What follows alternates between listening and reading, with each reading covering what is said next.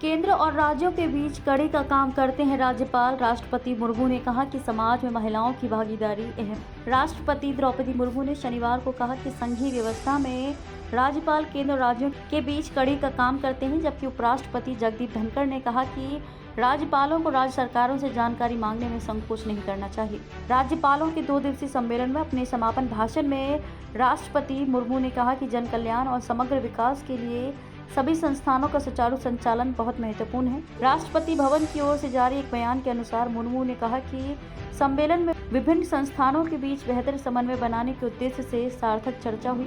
राष्ट्रपति मुर्मू ने विश्वास व्यक्त किया कि राज्यपालों द्वारा दिए गए सुझावों के अनुसार सहकारी संघवाद और केंद्रीय संस्थाओं के आपसी समन्वय को बढ़ावा दिया जाएगा। उन्होंने कहा कि राज्यपाल नागरिकों के लिए आदर्श उदाहरण स्थापित करने के लिए जिम्मेदार हैं। यदि वे महत्वपूर्ण क्षेत्रों में उदाहरण स्थापित करते हैं तो इससे न केवल उनकी पहचान बनेगी बल्कि लोगों का मार्गदर्शन भी होगा।